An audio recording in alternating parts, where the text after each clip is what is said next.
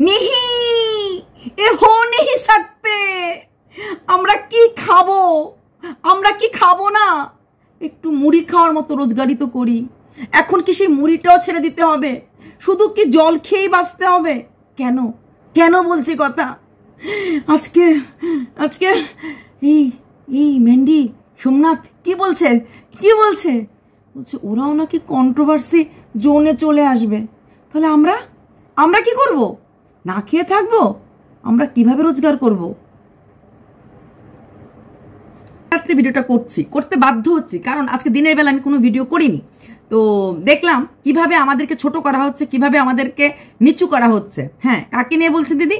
সোমনাথকে নিয়ে বলছি। সোমনাথ, কি ব্যাপার? কন্ট্রোভার্সি ক্রিয়েটাররা কাই কাই করে কথা বলে, কন্ট্রোভার্সি ক্রিয়েটাররা চোপা করে, কন্ট্রোভার্সি ক্রিয়েটাররা ঝগড়া করে। রিয়েলি? সত্যি কথা?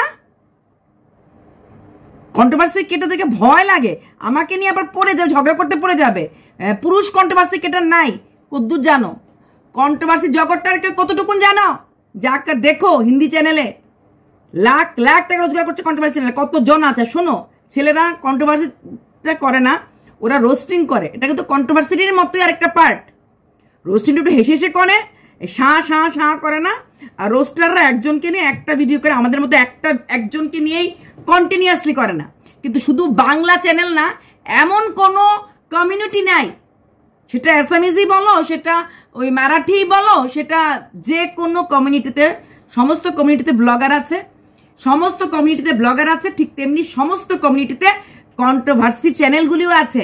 মেয়ে পুরুষ, এখানে কোনো জেন্ডার ডিসক্রিমিনেশন হবে না, ঠিক আছে? আর আমরা কাই কাই করে কথা বলি, আমরা ভালোভাবে কথা বলি না, আর ভালোভাবে কথা বলতে জানি না। হ্যাঁ, ইনসাল্ট। কিছুদিন আগে তোমার শাডো ভাই মানে কি, শালির বর, আমাদেরকে বরাহনন্দন বলেছিল আমরা ছোট লোক, আমাদের বাবা মা ছোট লোক, আমাদের সন্তানরা ছোট লোক, এইভাবে বলেছিল। আর তুমি বললে আমরা কাই কাই করে কথা বলি। জানো আমরা কতটা মিষ্টভাষী? যদি আমরা কাই কাই করে কথা না বলি, যদি আমরা ঘুমিয়ে ঘুমিয়ে কথা বলি, যদি আমরা শাঁসা করে কথা না বলি, তাহলে কি দেখবে মানুষ? মানুষ শুধু চোখ আর এই মুখ দেখে। আমাদের শুধু ফেসিয়াল এক্সপ্রেশন দিয়েই আমরা ভিডিও করি। বুঝতে পারো কতটা পরিশ্রম? ভিডিও থেকে ভুল ধরা, আর কত লোককে শত্রু বানানো, আর কত লোকের নেগেটিভ কমেন্ট ডেইলি নিতে লাগে আমাদেরকে। আমাদের পিঠে সহ্য শক্তিটা বেড়ে গেছে, বুঝলে? হ্যাঁ, যত সব। আর কি ব্যাপার ম্যান্ডি? ওইদিকে এত এত রোজগার করে এখন আমাদের পেটে লাথি মারার ইচ্ছে হচ্ছে। এমনি এত কন্ট্রোভার্সি ক্রিয়েটার মানে বেড়ে গেছে, আমরা আমাদের পেটের ভাত জোগাড় করতে পারছি না। যদি সোমনাথ কন্ট্রোভার্সি ক্রিয়েটার হয়, তাহলে তো আমাদের পেটের ভাত আরো না খেয়ে মরবো। 2 টাকা রোজগার করতে পারছি কি না পারছি, চারিদিকে একদম কন্ট্রোভার্সি করার ইচ্ছে হচ্ছে বড় বড় ব্লগারদেরও। আজকাল কিছু কিছু ব্লগার তো ছুড়ে দেয়, জেনে শুনে ছুড়ে দেয় যে এই বুঝি খেলো, এই বুঝি খেলো, এই বুঝি ধরলো। সবার নজর, কারোর নজর হচ্ছে কন্ট্রোভার্সি ক্রিয়েটাররা রোজগার করে ফেলছে। কিছু বাঙালি মহিলারা কন্ট্রোভার্সি করে, বাঙালি মহিলারা না, সারা ভারতবর্ষের সমস্ত জাতের মধ্যেই কন্ট্রোভার্সি ক্রিয়েটার আছে। ল্যাঙ্গুয়েজটা বুঝতে তো হবে। সাউথে আছে, নর্থে আছে, সব জায়গাতে আছে। আর ছেলেরাও আছে, ছেলেরা বাংলা কমিউনিটিতে কম, বাকি কমিউনিটিতে কিন্তু ছেলে কন্ট্রোভার্সি ক্রিয়েটার প্রচুর। তবে হ্যাঁ, ওয়ে অফ টকিংটা ওরা অন্যরকম করে কথাবার্তা বলে, ওরা বুঝিয়ে বুঝিয়ে বলে, ওরা পয়েন্ট তো আমরাও বলি, ওরাও বলে, কিন্তু ওরা একটু চিৎকার করে বলে না। ছেলেগুলো একটা মিডিয়া পার্সোনালিটির মতো কথাবার্তা বলে, এই ক্যামেরা নিয়ে খুলে বসে মাইক সামনে রেখে যেন একটা জিনিস নিয়ে বলছে, কিন্তু কথা কিন্তু আমাদের মতোই কোনো ব্লগারকে নিয়ে বলছে কিন্তু ওদেরই হিন্দি চ্যানেলের বা সাউথ চ্যানেলের কোনো ব্লগারকে নিয়ে বলছে। কিন্তু কথাগুলি ছেলেরা যখন ভিডিও করে থেমে থেমে বুঝিয়ে বুঝিয়ে বলে, আর মেয়েরা হিন্দি, বাঙালি, সাউথ মানে যে কোনো সেটাই চিৎকার করে পয়েন্ট টু পয়েন্টই কথাবার্তা বলে, এবং একজনকে নিয়ে 8টা-10টা ভিডিও নামে। এতে কোনো ভুল নেই। Controversy only. হ্যাঁ, আর আমাদের ইউটিউব এই কন্ট্রোভার্সি জোন দিয়েছে। হ্যাঁ, তা বলি, সবাই যদি আমাদের পেটের দিকে তাকিয়ে থাকে আর তারপরে পেটে লাথিটা মারে, আমরা খাবোটা কি? আমরা কি খাবো না? আমরা কি উপোস থাকবো? একটু দয়া হয় না? একটু মায়া হয় না? নিজেদের এত টাকা থাকা সত্ত্বেও আমরা কি পাই? সামান্য মুড়ি খাওয়ার টাকাটা পাই, সেটার দিকেও নজর দিলে সোমনাথ। তুমি এত লোভী হয়ে গেলে কবে থেকে হলে? কিভাবে হলে? তোমার চ্যানেল দারুণ জিনিসটি তুমি ডিল করছো, অবশ্যই একটু হার্ড, অবশ্যই কঠিন। তবে হ্যাঁ, ক্লাসি সাবস্ক্রাইবার পাবে, ক্লাসি পুরুষরা আসবে। এই স্মল ইনভেস্টমেন্ট, তারপরে NPS, national pension scheme, PPF, এগুলি যে কথা বলবে পুরুষরা প্রচুর পাবে, মহিলারাও পাবে। কিন্তু মহিলারা যারা ব্লগ দেখতে ভালোবাসে ওরা হয়তো তোমার ভিডিও দেখতে ভালোবাসবে না। কিন্তু যেসব মহিলারা আজকাল প্রচুর মহিলা ইনভেস্টমেন্টটা দেখলেই তুমি দেখবে জি বিজনেস বা সিএনবিসিতে প্রচুর মহিলারা কাজ করে, মিডিয়াতেও প্রচুর মহিলারা আছে। এরকম প্রচুর মহিলারা যারা এই মিউচুয়াল ফান্ড পিপিএফ নিয়ে কাজ করে বা টাকা জমায়, হ্যাঁ, তো সেখানে ওরাও দেখবে। তাই বলে কন্ট্রোভার্সির জন্য নো এন্ট্রি হবে না তোমার এন্ট্রি। যত সব মুড়ি খায় বেচারা, এরা খায় বিরিয়ানি মাংস, আমরা খাই মুড়ি। সেই মুড়ির দিকে নজর দিল ছেলেটা। হ্যাঁ, গান্ধীবাদ একদম না। আমরা কাই করে কথা বলি, ঝগড়াটে, আমরা ঝগড়াটে বললেই পারো চুপাকুর মাসি।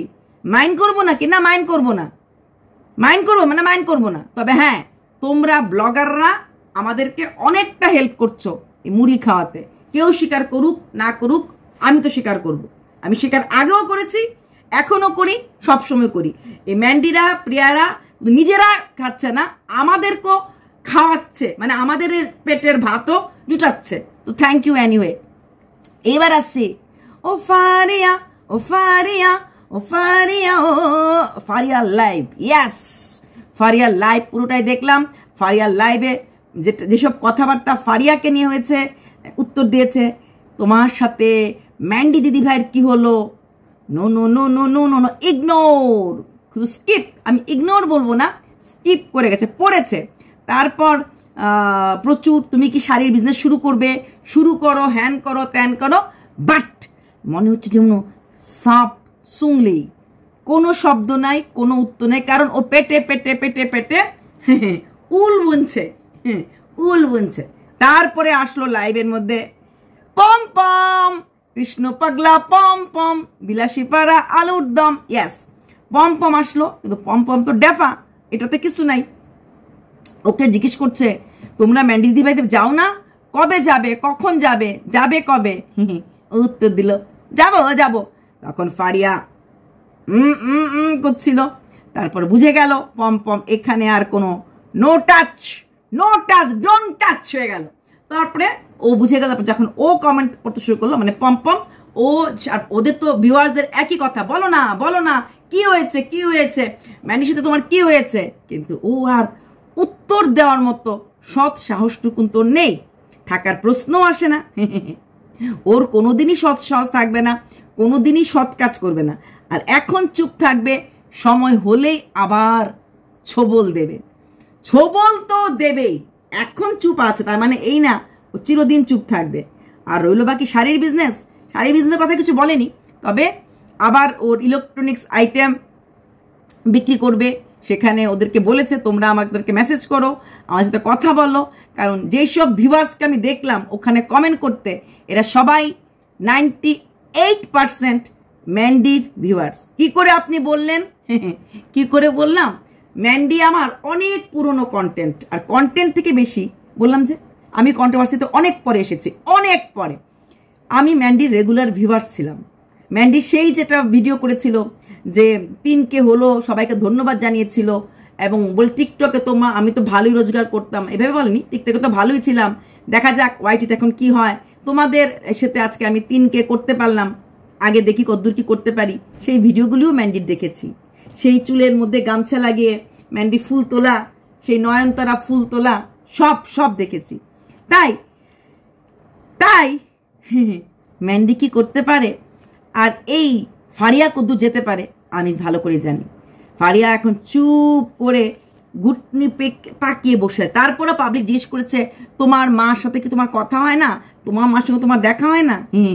সেখানেও কিন্তু মৃদু হেসে প্রকাশ্যে মিথ্যে কথাটা বলতে ঠোঁটে মুখে লাগেনি যে ওর মার সাথে ওর কথা হয় না। কিন্তু ওর মা ওর সঙ্গে দেখা করতে এসেছিল, ওর মা এসে থেকে গেছে। এই কমেন্টটা আমার কাছেও এসেছে, ম্যান্ডির কাছেও এসেছে। ওর মার অফিসের অনেকেই জানে যে ওর মা ওর সঙ্গে দেখা করতে এসেছিল। কি ফারিয়া, মিথ্যে বলছি? মিথ্যে বলছি না। তোমার মার অফিসের লোকরা কি করে জানলো তোমার মা তোমার কাছে এসে গেছে?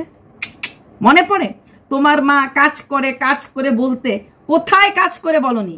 আমি প্রথম সেই মহিলা, তোমার মা আশা কর্মী আমি করেছিলাম। একটা কার্ড তোমার মা লিখছিল, ওটা দেখার পর যদিও কার্ডের মাঝখানটা খুলেছিল, ওপরটা দেখায় নেই, কিন্তু ওই যে কন্ট্রোভার্সি ক্রিয়েটার, চালের মধ্যে থেকে সুইটা ঠিক খুঁজে আনতে পারি, তাই তখনই বুঝতে পেরেছিলাম। আর তুমি যে বলো না তোমার মা আসে না, তোমার পাশে কেউ নেই, তোমার পাশে তোমার মা চিরকাল ছিল, চিরকাল আছে আর চিরকাল থাকবে, কারণ মেয়ের কাছে পয়সা আছে। আর তোমার মা জানে মেয়ে ছাড়া মার জোগাড় হওয়ার রাস্তা নেই। তো চলো, খবরদার, সাবধান সোমনাথ, আমাদের গলিতে নো এন্ট্রি। হ্যাঁ, নিজেরা বিরিয়ানি মাংস খায়, আমরা মুড়ি ভাত খাই, মুড়ি ভাতও না, শুধু মুড়ি খাই, সেই মুড়িতে আর এত বড় কথা আমরা ঝগড়া করি। হ্যাঁ, আমাদের মতো মৃদুবাসী মিষ্টি লোক কোথায় পাবে? আমাদের মিষ্টতা তোমরা দেখতে পাও না, আমাদের ভেতরে, বাইরে আমরা একদম ঝনঝন করে থাকি, ভেতরটা নরম কাদামাটির মতো থাকে। আমরা যা যা বলি তোমাদের ভালোর জন্য বলি, তখন তোমাদের খারাপ লাগে, পরবর্তীকালে বুঝতে পারো ভুল বলিনি। 2023-এ তোমার ওয়াইফকে বলেছিলাম যে আর যাই হোক অ্যানাকন্ডার গল্পটা যেন ফিরে না আসে। অ্যানাকন্ডার গল্পটা জানো তো? একজন মালিক অ্যানাকন্ডা পালতো, প্রচণ্ড ভালোবাসতো, মানে নিজের সন্তানের মতো ভালোবাসতো। তারপরে কি হয়েছে, সে অ্যানাকন্ডাটা অনেকদিন ধরে খাচ্ছিল না। কেন খাচ্ছিল না ডাক্তারের কাছে নিয়ে গেছে, ডাক্তারের সব কিছু শুনলো। ডাক্তার তখন জিজ্ঞেস করলো কতদিন ধরে খায় না, কিভাবে সে শয়। তখন বলে না, খালি আমাকে জড়িয়ে ধরে শুয়ে থাকে, কিছু খাওয়াতে পারি না। তারপরে তখন ডাক্তার বলল যে কেন খাচ্ছে না জানো? বলছে কেন খাচ্ছে না? ও যে তোমাকে জড়িয়ে ধরে রাখে না, ও তোমাকে মাপছে যে কতটা তোমাকে, মানে পেটে খিদে থাকলে পরে তোমাকে এক গুঁড়েতে গিলে ফেলতে পারবে, তোমাকে পুরোটা। তার জন্য নিজেকে ভুকা রাখছে যাতে সে তোমাকে একবারে গিলে ফেলতে পারে, সোয়ালো করতে পারে, তার জন্য ভুকা রাখছে। তাই যাকে এই মালিক পালন পোষণ করে সন্তানের মতো করে বড় করছিল, সেই সন্তান বড় হয়ে সেই মালিককে খাওয়ার জন্য ওজন মাপছিল, ক্ষুধাটা কতটুকু রাখতে লাগে মাপছিল। বুঝলে তো?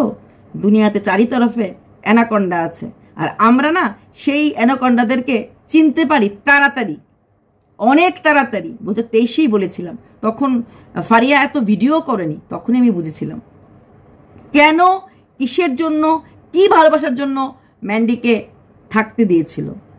কারণ ছিল মায়ের অপারেশনের টাকা লাগবে, তাই টাকার জন্যই দিদিভাইকে,